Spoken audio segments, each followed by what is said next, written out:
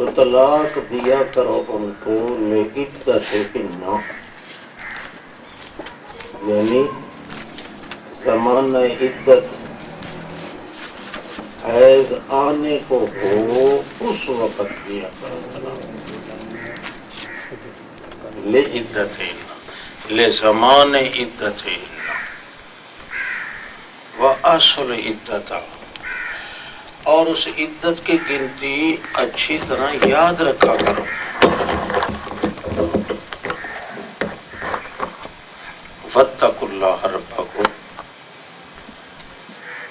لَا تُخْرِجُوهُنَّ مِنْ بُيُوتِهِنَّ، طلاق دینے کے بعد ان کو اپنے گھروں سے نہ نکالا کرو۔ طلاق جب تم دو اس وقت بھی وہ گھر انہی کے ہیں۔ فی بیوتکم نہیں فرمایا، فی بیوتہن۔ معلوم ہوتا ہے طلاق دینے کے فوراً بعد عورت کو طلاق نہیں ہوتی، وہ عدت گزارنی پڑتی ہے۔ وہ عدت اس لیے گزارنی پڑتی ہے تاکہ مرد بھی سوچ لے، عورت بھی سوچ لے، ایک دوسرے میل جول کر لے۔ اگر فوراً طلاق دینے کے بعد عورت اگر چھوٹ جائے تو پھر ان کے گھر کہنے کی کیا ضرورت ہے؟ فی بیوت من بیوت ہن، معلوم ہوا کہ طلاق کا معنی یہ ہے اظہار ارادہ طلاق۔ ایک دفعہ جو تم نے کہا نا طلاق ہو گئی، یہ طلاق دینے کے ارادے کو ظاہر کیا ہے آپ نے، اس لیے عدت مقرر ہو گئی۔ عدت کے اندر انتظار ہو رہی ہے، مرد کا گھر بھی وہی ہے، عورت کا گھر بھی وہی ہے، صرف اتنا ہے کہ 3 ماہ جو رکھے گئے ہیں اس میں سوچنے کا موقع دیا ہے۔ مرد چاہے تو عدت کے اندر رجوع کر لے، عورت چاہے تو لپٹ جائے اپنے مرد سے، سودا واپس ہو جائے۔ اس لیے کہا ہے بیوتہن فلا یخرجن، وہ خود بھی نہ نکلیں گھر سے، ان کا وہ گھر ہے۔ الا ان یاتین بفاحشۃ مبینۃ، ہاں اگر وہ خود بخود بے حیائی کر کے گھر سے نکلا جائے تو یہی فاحشہ مبینہ ہے، پھر ان کا کوئی تعلق نہیں۔ تلک حدود اللہ، یہ اللہ کی حدیں ہیں، اللہ کی حدوں کو پھلانگا نہ کرو ورنہ اپنی جان پہ ظلم ہوگا۔ لا تدری لعل اللہ یحدث بعد، گھروں سے جو ہم نے کہا ہے نہ نکالو، وہ اس لیے کہ ہو سکتا ہے کہ اللہ پاک اس طلاق کے بعد کوئی امر پیدا کر دے اتفاق کا، تم رجوع کر لو، یا وہ عورتیں جو ہیں وہ تمہاری ناراضگی کو دور کرنے کی کوشش کریں۔ لعل اللہ یحدث بعد ذلک امرا، کوئی اتفاق کا معاملہ اللہ پیش کر دے، اس لیے تم نکالو ان کو گھروں سے۔ فَإِذَا بَلَغْنَ أَجَلَهُنَّ، جب پہنچنے والی ہوں، پہنچ نہ گئی ہوں، جب پہنچنے کو ہوں اپنی عدت کی مدت کو، ابھی پہنچی نہیں، تو فَأَمْسِكُوهُنَّ بِمَعْرُوفٍ، معقول طریقے سے اس کو روک لو ان کو، یا فارقوهن بمعروف، یا معقول طریقے سے جدا کر دو عدت جب ختم ہو جائے۔ اور بہتر یہ ہے کہ آئندہ کسی متوقع جھگڑے کو روکنے کے لیے 2 گواہ عادل مقرر کر لیے کرو۔ ہو سکتا ہے مرد کے دل میں بے ایمانی آ جائے یا عورت کے دل میں۔ وَأَقِیمُوا الشَّهَادَةَ لِلَّهِ، اور جو گواہ ہوں وہ اللہ کے لیے شہادت پوری پوری دیں۔ ذالکم یوعظ بہ، اس کی تمہیں نصیحت کی جا رہی ہے جو اللہ پر ایمان رکھتے ہیں، آخرت پر تقوی اختیار کرو۔ آخر یہ زن زر زمین کی وجہ سے ہی بے ایمانی کرے گا نا، مرد یا عورت. تو اس کے سلسلے میں یہ ہے من یتق اللہ، جو اللہ کی حدوں سے توڑنے سے بچ کے رہے گا، اللہ ان کے لیے مصیبت سے نکلنے کا وہ راستہ بنا دے گا، اور اس کو رزق دے گا ایسی حالت میں کہ اسے گمان بھی نہ ہو. جو اللہ پر توقع رکھتا ہے اللہ اس کو کافی ہو رہتا ہے.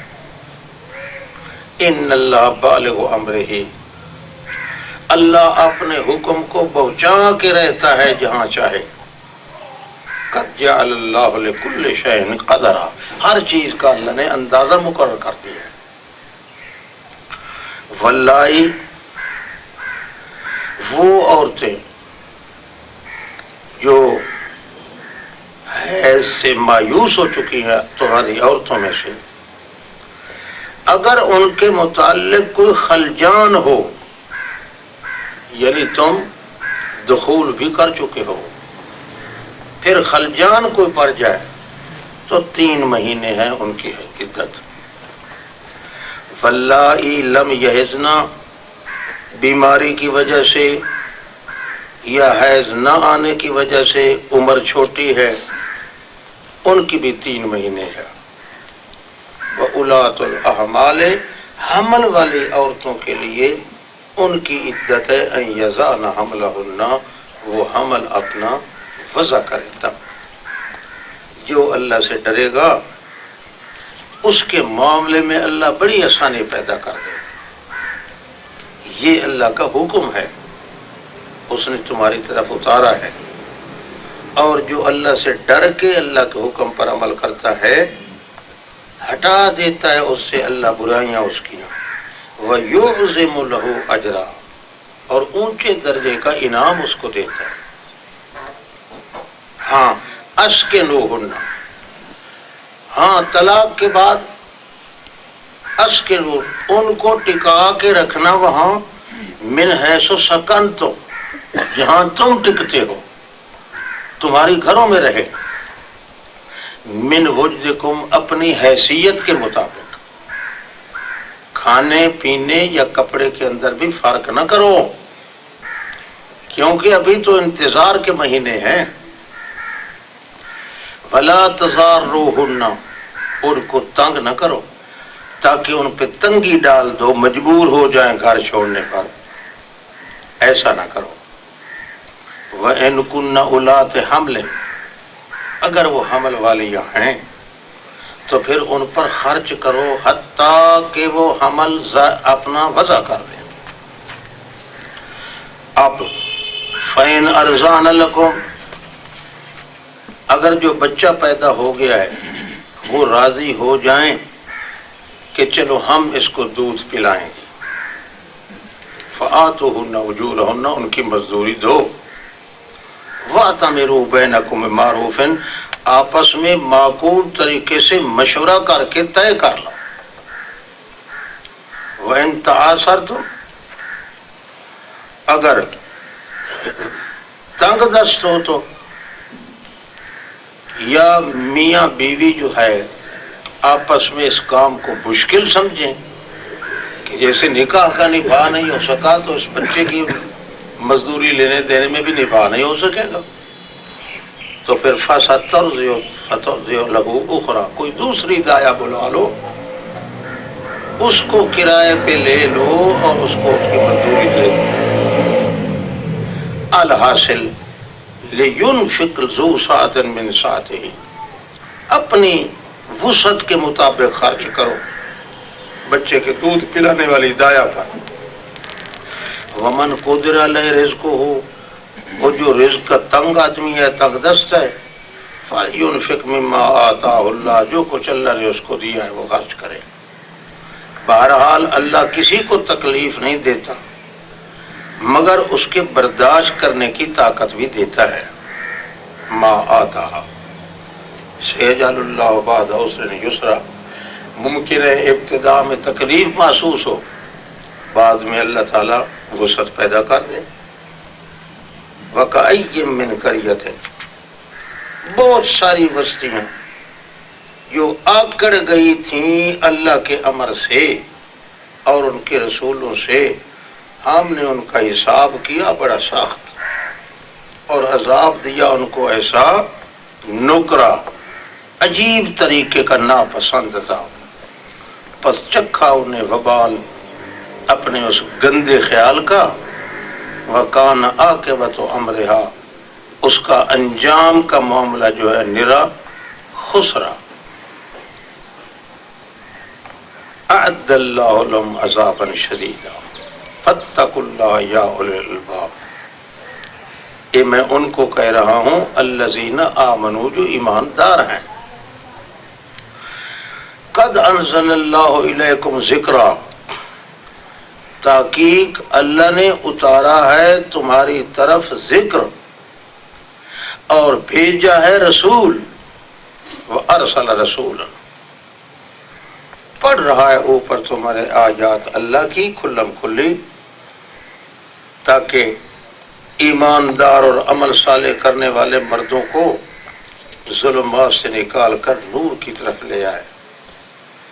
جو اللہ پر ایمان رکھتا ہے، عمل اچھے کرتا ہے، اللہ ان کو جنات میں داخل کرے گا، ہمیشہ اس میں رہیں۔ قد احسن اللہ له رزقا، بڑا بہترین اللہ اس کے لیے رزق بنائے گا۔ اللہ وہ ہے جس نے بنایا ہے 7 آسمانوں کو اور ان کی مثل زمین بھی 7 حصے بنائی ہے، مثلہ ہنہ 7 طبقے 7 حصے بنائے ہیں، اترتا رہ جاتا ہے حکم اللہ کا زمین و آسمان کے درمیان، کسی کو مار دو، کسی کو جلا دو، کسی کو برباد کرو، کسی کو آباد کرو، یعنی اللہ کے عرش سے جہان کی آبادی اور بربادی کا حکم اوپر سے نازل ہوتا ہے،